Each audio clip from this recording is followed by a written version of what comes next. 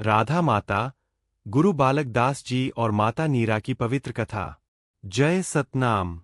छत्तीसगढ़ की पवित्र धरती पर जब सत्य और साधना की ज्योति मंद पड़ रही थी, तब उसी प्रकाश को पुनः जलाने के लिए गुरु घासीदास जी ने अपने पुत्र गुरु बालक दास जी को आध्यात्मिक उत्तराधिकारी के रूप में चुना। गुरु बालक दास जी की तपस्या और विवाह। गुरु बालक दास जी बचपन से ही शांत, विनम्र और अध्यात्म की ओर झुकाव रखने वाले थे। उन्होंने अपने पिता की राह पर चलते हुए सतनाम के संदेश को जनवरी से जनवरी तक पहुंचाने का कार्य किया। बाल्यकाल से ही उन्होंने त्याग, सेवा और आत्मशुद्धि के मार्ग को अपनाया। उनके जीवन में राधा माता और नीरा माता का आगमन एक आशीर्वाद की तरह हुआ। राधा माता, त्याग की मूर्ति। राधा माता गुरु बालक दास जी की पहली पत्नी थीं। वे अत्यंत सरल, भक्त और धर्मपरायण थीं। उन्होंने अपने जीवन को सतनाम प्रचार के लिए समर्पित कर दिया।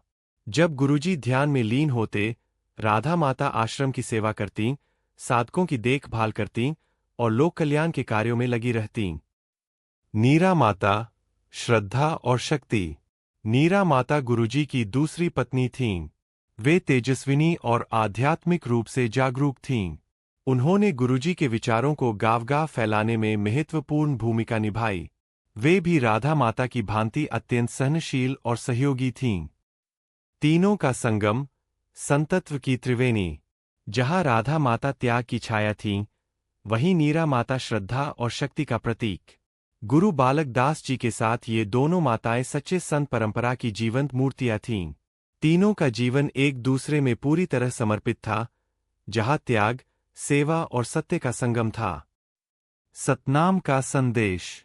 गुरु बालक दास जी, राधा माता और नीरा माता तीनों ने मिलकर सतनाम के संदेश को घर घर तक पहुंचाया। जैतखाम उनके जीवन का प्रतीक बन गया, सत्य, अहिंसा और समता का। शिक्षा। इस कथा से हमें यह सीखने को मिलता है कि एक साधक का जीवन केवल तप में नहीं, बल्कि सेवा, सहयोग और समर्पण में भी महान बनता है। जय सतनाम। आप सुन रहे थे YouTube चैनल गुरु बाबा के संदेश में। आपको एक कहानी अच्छी लगी हो तो लाइक करें, शेयर करें, सब्सक्राइब करें। जय सतनाम, जय सतनाम।